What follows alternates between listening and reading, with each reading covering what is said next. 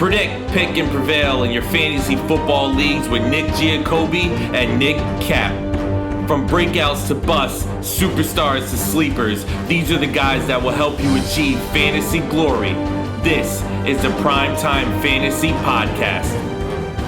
Welcome everybody to Season 2, Episode 50 of the PrimeTime Fantasy Podcast, where we give you our predictions, our picks, with the hopes that we help you prevail throughout Week 9 and the rest of the 2022 fantasy football season.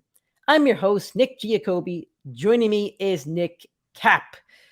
We're recording on Sunday night, right before Sunday Night Football, and it has been a Sunday. It's been a Sunday. You could say that again. It's been a Sunday. Not for nothing. There's been a lot of crappy football today. It's not. Some teams have looked good. We'll talk about it. Some have looked bad, but it's not been a great football day. Our teams look good.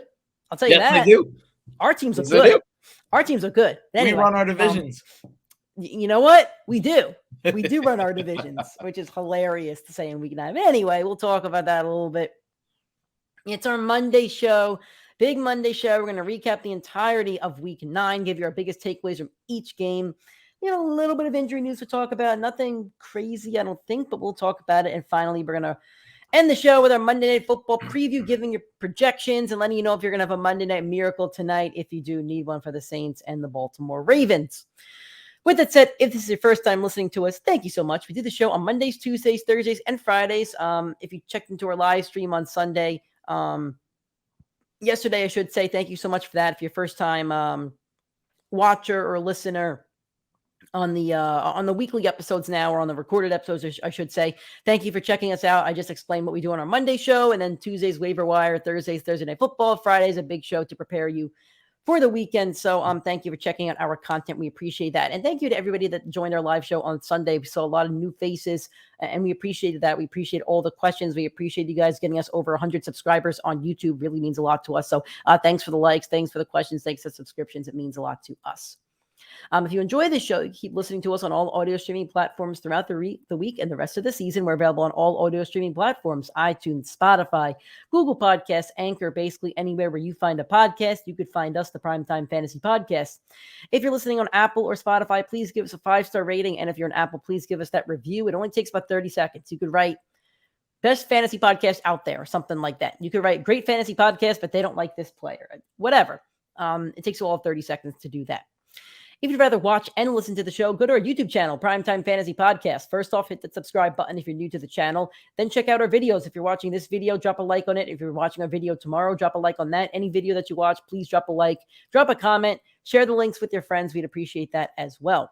Keep connecting with us on social media: Twitter, Instagram, TikTok, PrimeTimeFFPod, then Facebook and YouTube, Primetime Fantasy Podcast. Starting off with some injury updates and some news, mainly from the Green Bay Packers. So first off, Aaron Jones left the game in the third quarter with either a leg or a foot injury. Not exactly sure what's going on there. He was limping after the game and grimacing. He also was he had a boot on his left foot. Nick's had a boot on his foot for like every year of his life, it feels like, at least for a little bit each year, it seems like. So Nick's an expert on foots and boots and stuff like that, but there's no diagnosis on Aaron Jones yet. I'm sure that you guys are going to get a better update than we will on Monday. Then we can tell you on Monday, since we are recording Sunday night. But for now, if Aaron Jones misses any time, AJ Dillon gets an immediate boost in any running back rankings and should be in every starting lineup. Yep, absolutely. Not every starting lineup, but he is absolutely worth the waiver ad. I don't know what percent of leagues he's owned in, but it'll definitely be a big increase. He'll probably be on the waiver wire segment if he's owned in sub 50 right now. Yep. But they do have a tough matchup next week. I do want to say they have the Dallas Cowboys. That's a tough matchup. Then they have the Titans, Eagles, and Bears. So not a ton of easy matchups coming up for AJ Dillon. The Packers look really horrendous right now. They look bad. Romeo Doubs, rookie, kind of sensation, kind of not, was carted off. He was in a boot in his right foot. Yeah. He was in a walking boot after the game on his right foot, and he also had crutches. So that's not a good sign for Romeo Doubs. I'm sure he's going to be dropped in a lot of leagues. I'm sure he's going to miss an extended period of time. Again, I'm sure you guys will have a better update than we could provide you, because Schefter will come out with something later today, but we're working with what we got on Sunday night. Evan Ingram was in and out of the game with noticeable pain and limping. It was a back injury. Not sure how serious that is. So yeah, we'll keep you updated on that throughout the week. But that's all we got. Nothing else besides that. But that's all we can really provide for you. So going to the weekend wrap, we're going to recap every single game from week 9. Going to give you our biggest fantasy takeaway. And my big takeaway is that these games are a little bit easier to diagnose now. I know we had like 2 or 3 like really weird weeks where we couldn't really give you a takeaway, kind of because things are funky. I think this week and last week was kind of straightforward, and it's week 9. We're starting to see those themes for each team, and there's a recurring theme in a lot of these teams, and nothing's really changing. So, at Nick's request, we have moved the Buffalo Bills versus New York Jets game to the top of the lineup. Nick, I'll let you go first to talk about the Bills. Man, you gotta give the listeners a warning before you. They don't need no warning. The Jets are the best team in football, baby.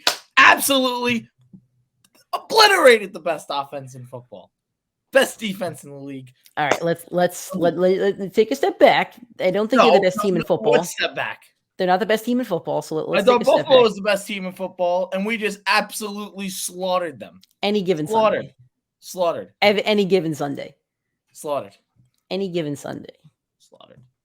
The Jets are okay. If the Jets are the best team in football, the Bengals wipe the floor with them. So then the Bengals are the best team in football. If that's how we want to play this. If you want to play this game, we'll play this game. Shit. I'm just saying. Yep, there you go. Now that's one of the best teams in football. I will take this point, and the Jets D is legitimate. I'm not ready to crown them the best D in football. I'll say they're a top D in football. I don't have a best defense in football. I'll just be honest with you. And I don't think any defense has separated themselves enough for me to say they're the best team in football. I think the Jets have looked great. I'll put them in the top tier. If I'm tiering elite to good to middle, I put them in elite. I would. But I don't think any team's really separated themselves to me as the best defense in football. But with that said, if I'm putting them in that tier, that means I'm scared to play some fantasy players against them. Stephon Diggs, Nick mentioned this to me earlier, and Diggs had an okay game. But for his standards, he had his second worst game of the season. Gabriel Davis got absolutely shut down by Sauce Gardner, which I did have him on my all bust team for a reason. Because of that. They're good against the run, and they're really good everywhere. So, got to watch out for that. They have the Patriots next week. The Patriots didn't look bad against them. They have the Bears, they have the Vikings, and the Bills. So if you have players in those matchups, again, just look out for them is all I'm going to say. So that's my big takeaway from this game. What is your biggest takeaway? I don't even know if I want to give a fantasy takeaway because of how great they were. They were fantastic, but I will because it's a fantasy show, and Nick will be pissed if I don't. Yeah, it's a fantasy show. It's not. You could celebrate your team, but it's a fantasy show. So Nick is right about that. This is the best I've seen my team in a decade, so I get to celebrate. I would say your entire lifetime. I think that 2009 team was good too. The 09 and the 10 team were good. The 16 team was good. The 16 team was not this. The 16 team was not this. It was not this. They had an easy schedule, and they reaped the reward of an easy schedule when they faced. We've had the toughest first half of this schedule. I think it's like top 5 toughest first half. Yeah. And now we have one of the easiest back halves. So yeah, very good for the Jets. But James Robinson, second week after the trade, out-touched Michael Carter. It was only by 1, but it's only week 2 back in the tougher matchup. They trusted Robinson out there a little bit more. They used both running backs and both had good fantasy days. So they're both going to be fantasy relevant, and the Bills are elite against running backs. I busted Carter. He wound up going off for 16. The touchdown helped him there. Robinson, I think, had somewhere between 12 and 15, and the touchdown helped him out there. So both had touchdowns that made their week or made them not a bust at least. But I think James Robinson's going to get more and more used. He looked like the better runner out there. Carter had more yards, but he was able to turn up field 2 or 3 times, which is why they always bounce him outside. They put James Robinson to run up the middle. They're 2 different kinds of players, and they're both going to be effective for football. I'm not sure how good for fantasy football, but if I had to pick which one I prefer at this point, it would be James Robinson.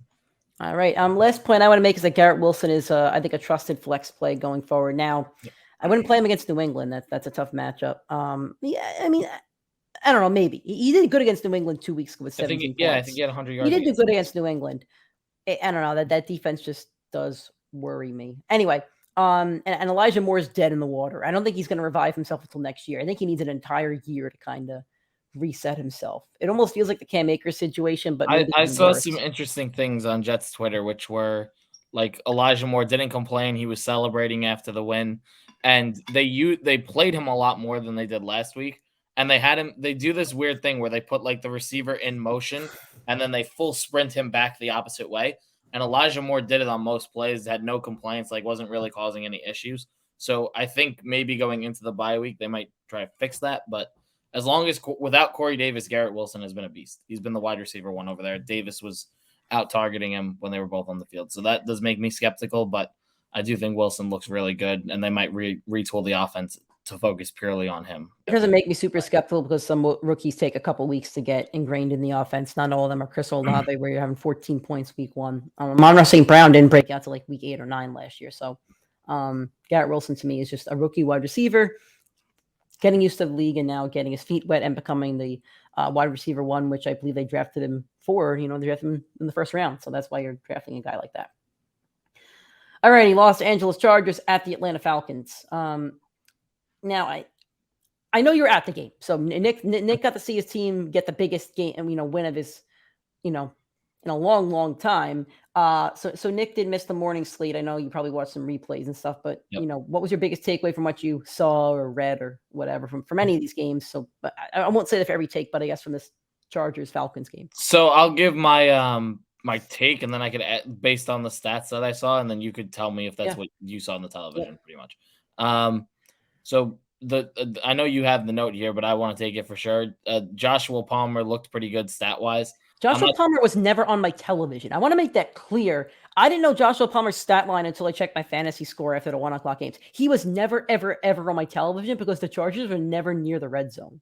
So the stat line looks great. I think they were getting down the field, but they were never capitalizing on the drives. But I mean, I think he had 10 targets, caught 8 of them for 106. So he had to look good, but I know there's one where I think he dropped the ball and it was picked. So that was not good. But aside from that, I think he looked pretty good. But again, he wasn't on the red zone. So I can't even tell you how good he looked.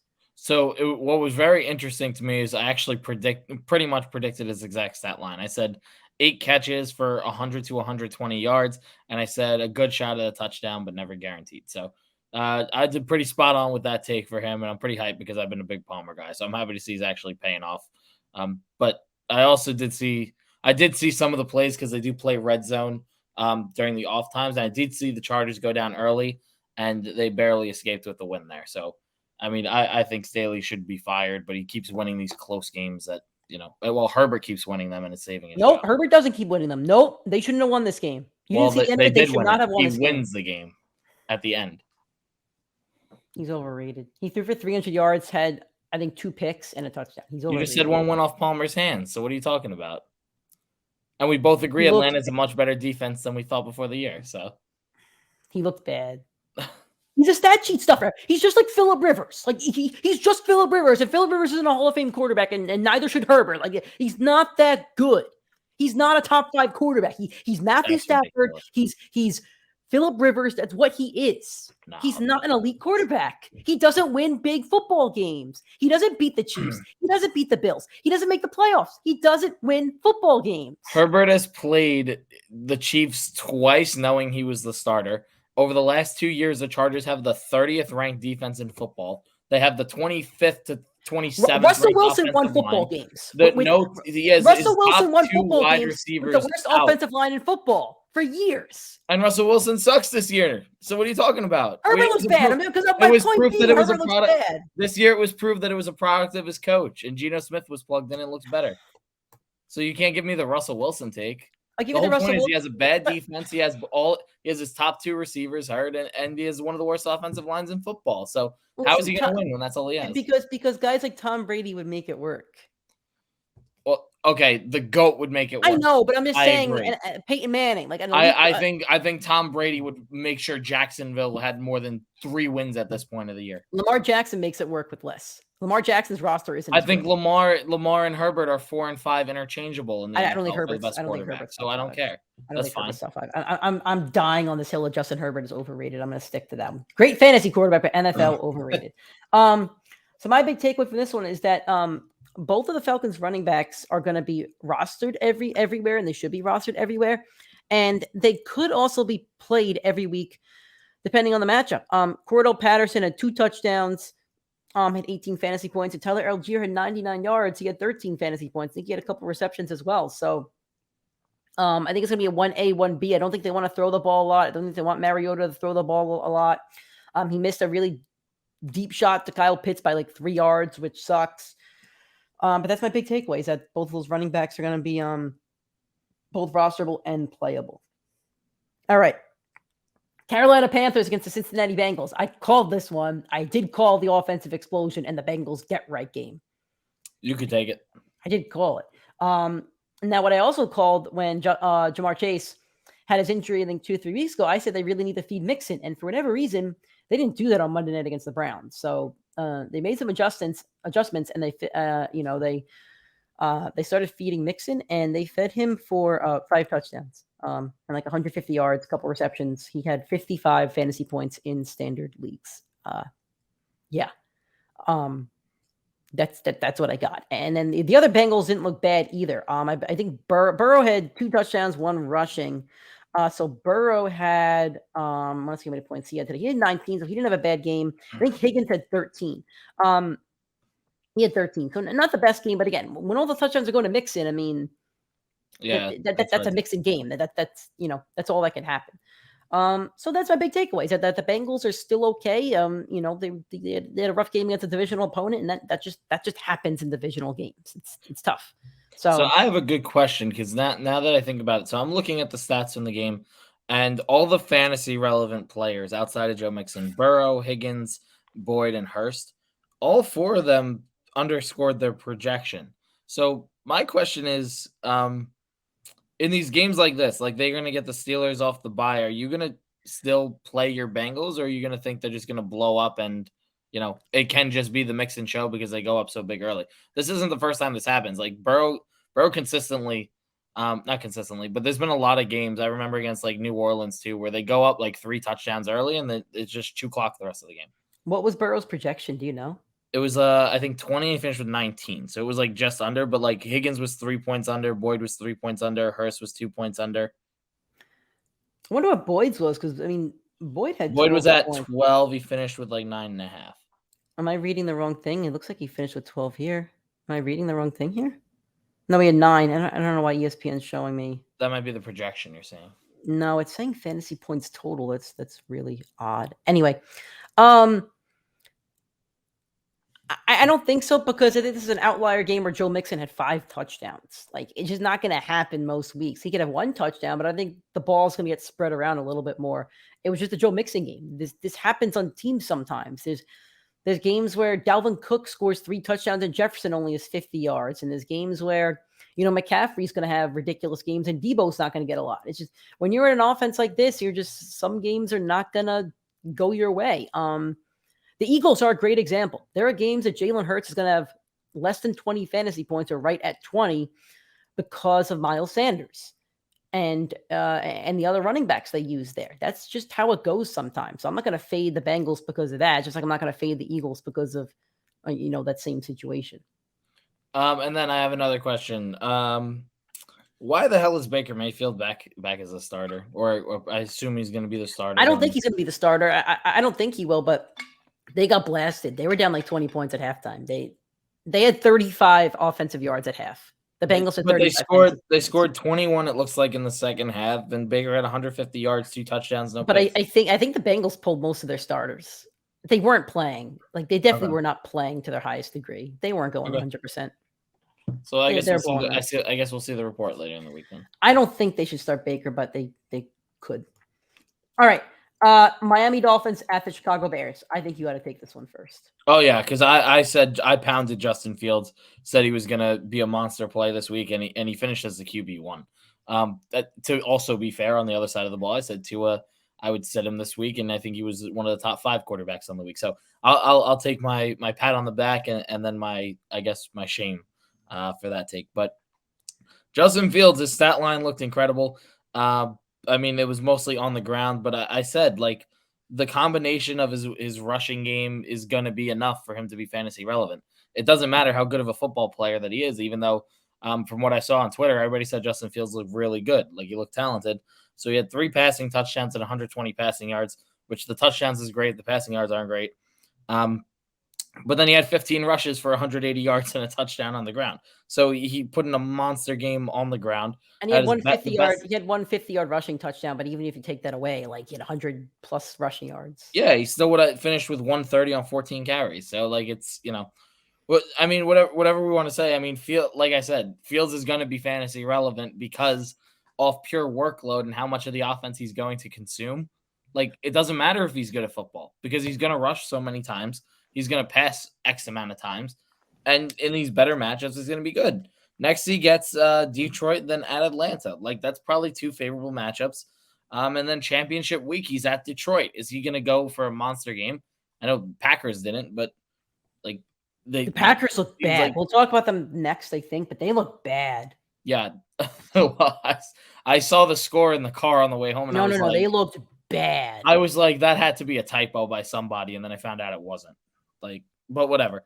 Fields is going to be fantasy relevant. I think he's going to be on the waiver wire segment tomorrow because he is still owned under 50%. But this is now 5 weeks where Justin Fields has been very, very fantasy relevant, and not enough people are talking about it. Yeah, I think you hit the nail on the head. I want to see what happens in the offseason with that team because I think people jump the gun on Justin Fields being a bad quarterback. It's really tough to put you in a situation with the worst offensive line in the league, the worst coach in the league, and no receivers. And then that's not a knock on Darnell Mooney. He's a really nice number 2 or 1A, but he's not a 1. So I think it would be nice to see him with some pieces around him and see if he's the real deal or not, because he's not looking bad. That's if he was drafted to San Francisco, I mean, what's the conversation we're having right now? So.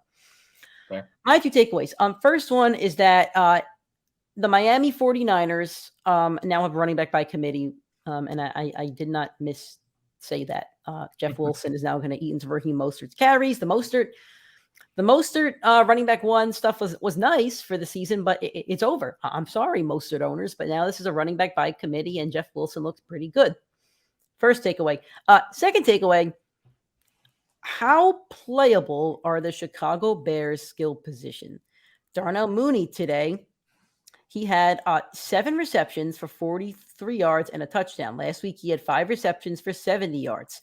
Week before, 3 for 53, not as good. Week before, 7 for 66. So in a 4 weeks, in a 4-game span here, he's averaging, I think my math is six targets. I think he's averaging and about 50 yards and 1 touchdown. His targets are 12, 6, 5, and 8. I think Mooney's borderline playable at this point for a guy that we're tossing to the bench. And another one I want to mention, Cole Kmet. He had 2 touchdowns today. He had 5 receptions for 41 yards. 2 touchdowns today, 1 touchdown last week. The receptions weren't great the last few weeks, but just keep your eye on him. I'm not saying to roster him this week, but keep your eye on him is all I'm saying. All right, Green Bay Packers at the Detroit Lions. This game was tied at the half, I believe. I think it was 0-0. Rodgers sucks. He's so bad. I think it was 8-0 because that's what I saw on the scoreboard. Yes, I think the Lions did score. Yeah. Dude, I was so right about Aaron Rodgers. I love taking a victory lap on that because I hate Aaron Rodgers. He's just one of those players. I just don't like Aaron Rodgers. I've never been a Rodgers guy. Like, I love taking the victory lap. I don't think this is even updated yet, but Aaron Rodgers isn't in the top 16 of fantasy quarterbacks. I see him here as a QB 18 right now, so probably. He had 3 picks today, and 2 of them were in the red zone, and that just never happens. He looked bad, and his body language sucked. He was complaining about everything. I saw one clip where he was like, he was like me at the start of the episode. And it was his fault, but it's his fault. He's not throwing the ball, and he's upset about the situation. I get it, but it just looked bad. So anyway, I guess that's my big takeaway is that take away the team and what Rodgers done in the past, they're not good. He's not good. There's no reason. If you're an NFL fan and you're facing the Packers, there's no reason to fear them or Aaron Rodgers. And if you're a fantasy fan, drop Aaron Rodgers for Justin Fields. Yes, and I said it to my roommate, and maybe this is a bold take. I think Justin Fields has a better rest of 2022 than Aaron Rodgers from a fantasy and NFL standpoint. And I think the Bears beat the Packers later in the season. That would be cool. I don't know how bold all this is, but I'm just saying they look really, really bad. I can't tell you what the Packers do well. It's nothing. It's really nothing. The Packers have struggled with like really physical teams. Like that's kind of been their trend. I mean, that's been their trend for a couple of years now. I feel like they're And struggling against everybody though. They're not playing well against anybody. no, but I mean, like even like they You're lose right, to where they San always have Francisco in the playoffs, right? Like Seattle the always used to Rams always clobber. play them Seattle well. would clobber them. The Rams would clobber them. Yep, Yes, it's all yes. physical football teams, and I'm gonna just go through the schedule, and I don't even know the wins off the top of my head, but at Tampa, Tampa's physical, New England physical, Giants physical, Jets physical, Buffalo physical, Detroit very physical, Dallas is next week, very physical defense, Tennessee physical, at Philly physical, at Chicago they beat them earlier this year, whatever. So they're going to keep losing because the way they play is not fit for what their schedule is. They're such a finesse team. And I mean, the one guy that like the one bright spot for me is still Alan Lazard. I had him on my all boom team. He put up 18 points, had 10 targets, only caught 4 balls. If he caught a couple more of those, I mean, we're talking about a top receiver on the week. 87 yards and the touchdown puts him over the top. So I think Lazard is a must-go trade for. I think so many people are down on the Packers that they might be trying to sell some of their Packers players, thinking like, they'll struggle later in the season too. I think he's a must trade for. I think he's someone that you can get pretty easily because he's not that big of a name player. Yep. I also want to mention that the Lions are going to struggle against good defenses. I said the Packers don't do much right. They do have a pretty stout defense, and the Lions are going to struggle against good defenses. Indianapolis Colts at the New England Patriots. It's victory lap time. Deion Jackson, you're up, my friend, for 5.6 whopping fantasy points. He did get hurt, I think, in the third quarter, but I don't think he scores much more than that in the rest of the game. The Patriots, I think, what was the final score? Was it 21-3 maybe or something like that? It was, and I know the Colts kicker missed the field goal because I have the Colts kicker. But listen, I nailed this game.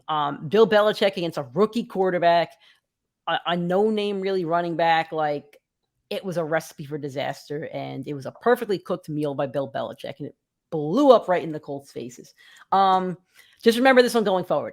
I don't care what the volume is, and this is another thing I'll mention for tonight on Monday Night Football with Isaiah Likely. And I don't care if the volume is there. If the team's not going to score fantasy points and not going to score NFL points, then I don't want them on my starting lineup. And, we'll speak about Isaiah Likely later. The Ravens are a different situation than these Colts, but yeah, that's why I was so anti Deion Jackson this week. Yeah, you were anti-Deion Jackson. Deion Jackson, I would say, is the only player in this game I was wrong about. I mean, I had Michael Pittman on my all bust team. Yeah, we were kind of all anti. We both knew the game script, right? We knew Sam Ellinger was not going to go beat Bill Belichick. Belichick thrives off young, terrible quarterback play. My big takeaway is the Patriots defense is stout and will continue to be stout for fantasy. Yep. They are currently, and without the update, I know everybody's metrics are different.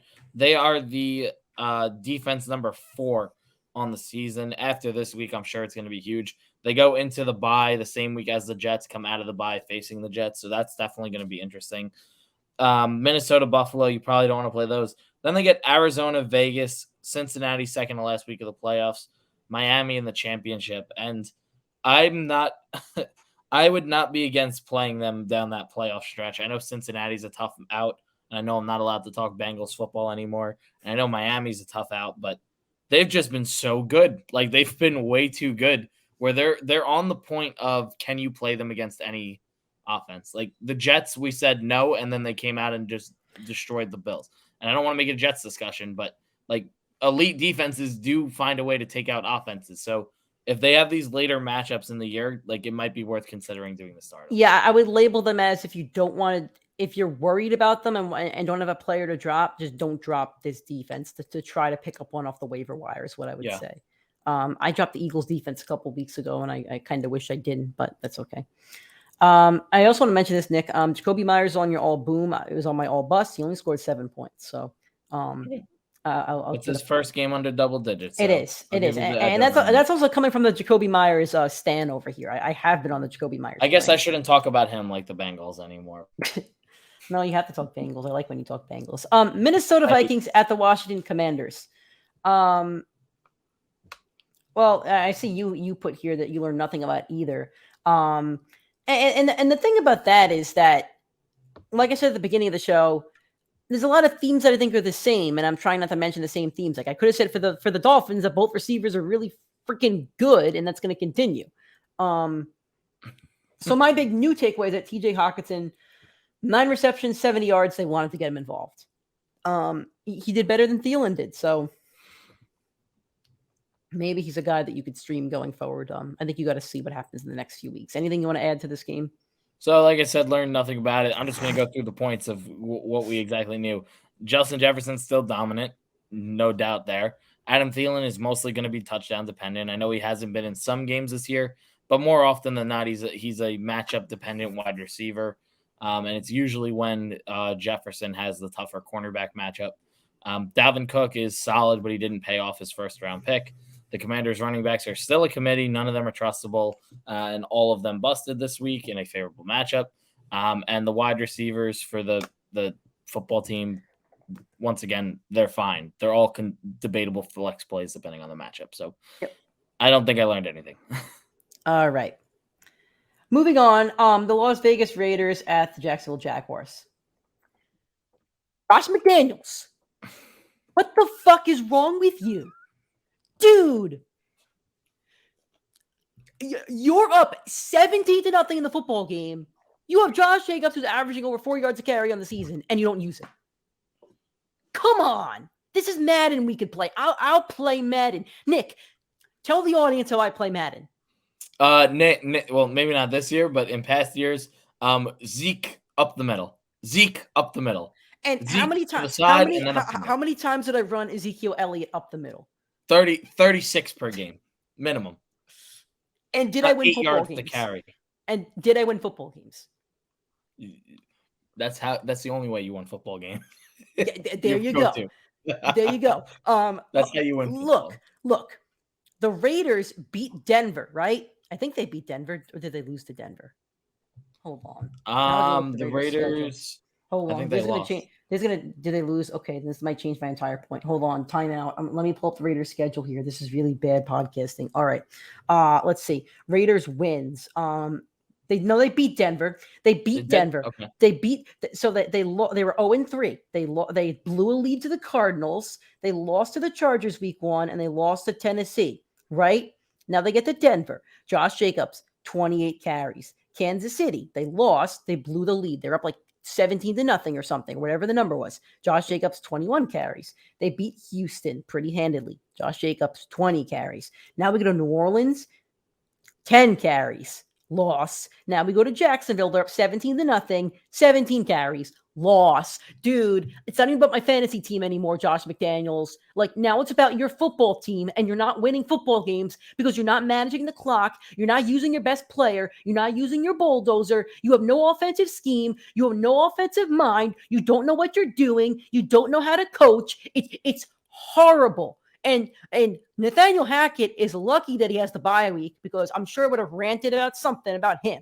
But it's absurd that you had Josh Jacobs, and from a fantasy standpoint, 14, 34, 30, 35. Then he gets New Orleans 7 this week, 11, because you're not fucking using him. His average yards per carry since week 3, 5.1, 5.1, 7.3, 7.2. Then last week, 4.3, 3.9. You don't even give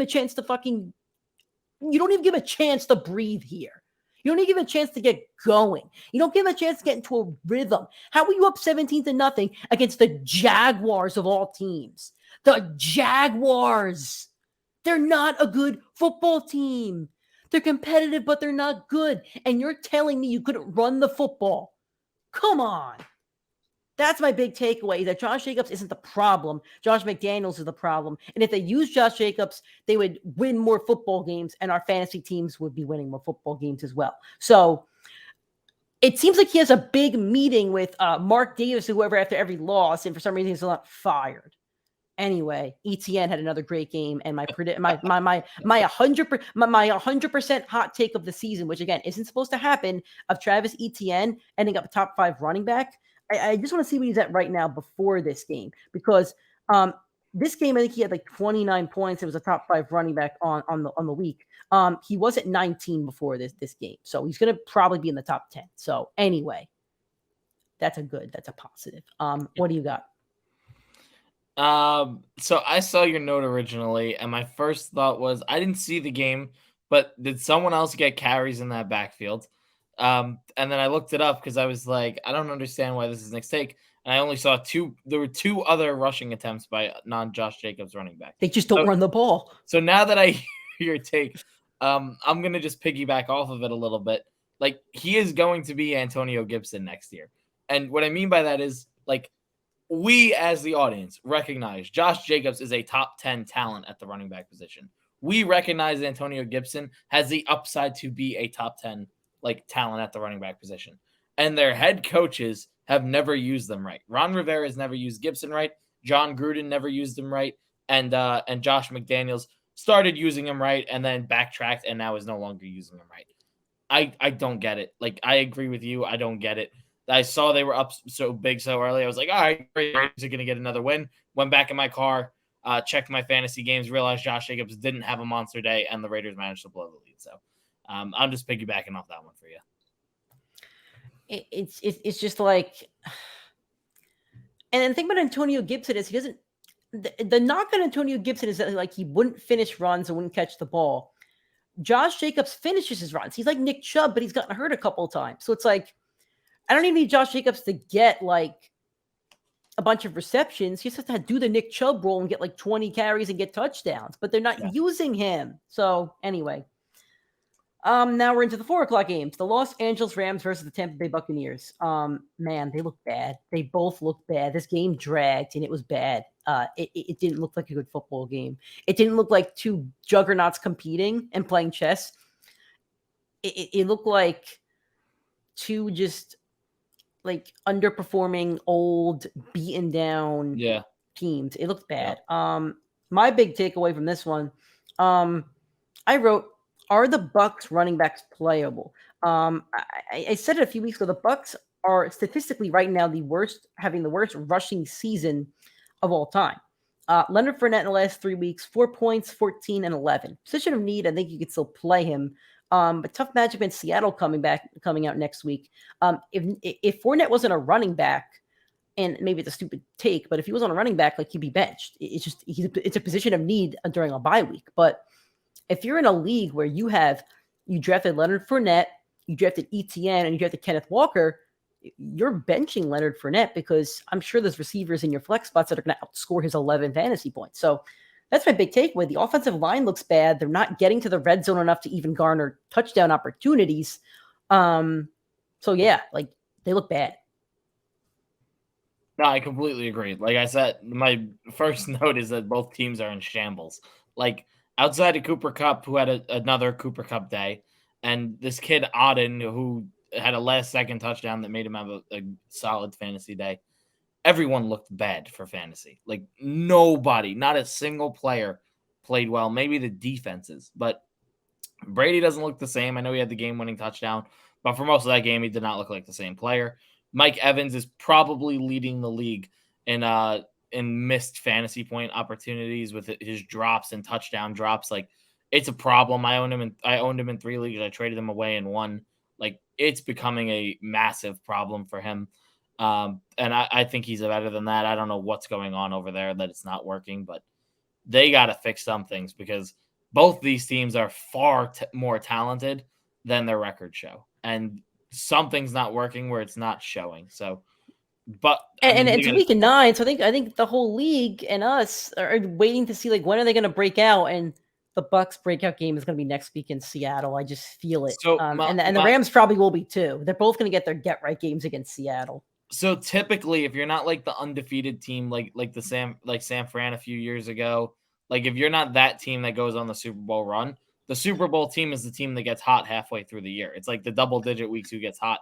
And both of these teams have the talent for it. So I wonder if either of them will be that team this year because there is the talent. But, I mean, they have not – I mean, I don't think either of them have looked like a top 16 team through 9 weeks now.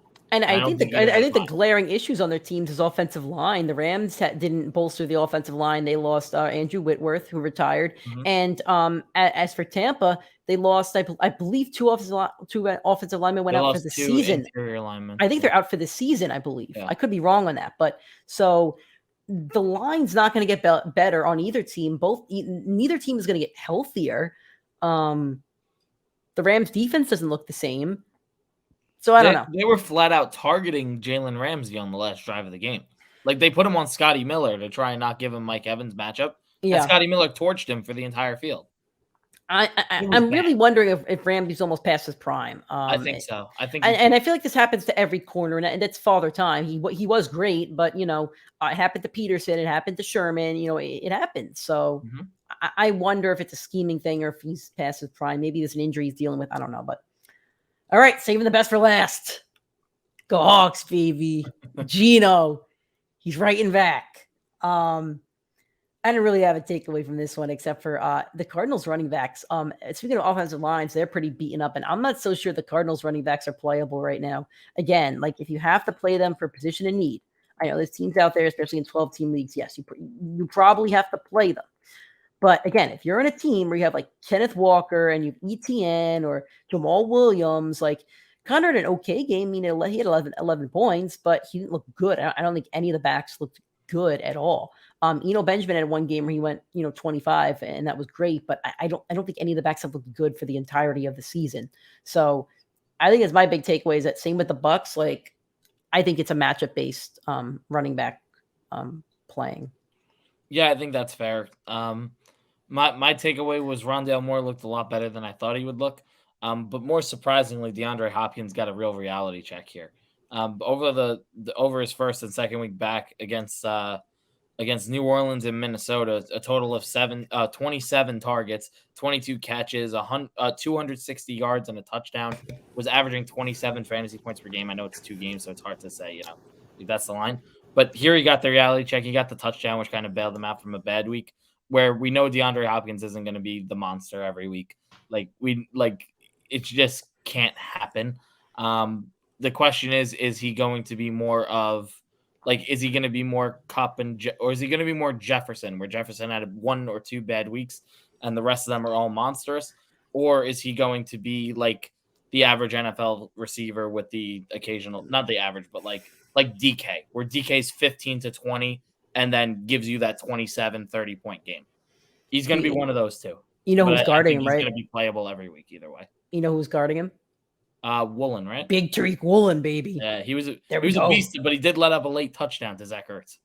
That's a matchup nightmare. That's a matchup nightmare for a corner, and I have Zach Ertz, so I'm not upset. I don't know. My rookie corner shut down Mark Andrews earlier this year. Did he? Yes, he did. He guarded him for I think 90% of the game, week 1, and Andrews I think had his worst game of the year, his second worst game of the year. Fun fact. That's a tough matchup for most corners. Ramsey's done it before too. Speaking of Ramsey, he's done it before. That's a tough matchup for most cornerbacks. Also another 20-point game for Geno. Hawks offense is rolling. Kenneth Walker has 6 touchdowns since he got the starting job. I think he might lead the league in rushing yards since the week when he started. I think that might be a possibility. I have to look that up, but that might be a legitimate possibility if he stays healthy. The only one that might be above him is CMC. If he stays healthy, I think if you look at every fantasy team that wins a championship this year, I think he's going to be on I got to say over 50% of winning rosters, I want to say. Yeah, ESPN released that list of the guys that are rostered in over 50% of fantasy leagues. I do think Walker's going to be on that. I think so too. All right. That's all we got for a weekend wrap. We're going to kick it off to the Monday Night Football preview. We're going to give you projections for each player, and we're going to let you know if they're going to go over under, if you got a Monday Night Miracle. And yeah, so let's start off with the quarterbacks. Andy Dalton at 15.8. I'm going to go with... I'll go with the over here. They have not been a very good secondary down in Baltimore. They've been better than they were the first couple weeks, but I'm going to take the Monday night. Andy Dalton's been pretty solid, should go over 15. Not by much, but I think he will hit that number. I think he goes over by 16, 17. And on top of that, he's been using Kamara a lot as a receiver. So I think as long as that continues, Kamara won't steal the rushing touchdown, and, Dalton should have a couple. How about Lamar Jackson at 20.7? I was going to go with under because he hasn't been great for fantasy, but they played last week on Thursday Night Football, and now they get a massive break up until Monday night. It's almost like they had a bye week, and then their first game off the bye was Thursday Night Football. So I'm going to go with slightly over I don't love the matchup, but with that much rest and that smart of a head coach, I think you should be able to use your quarterback correctly, especially with as many injuries as they have.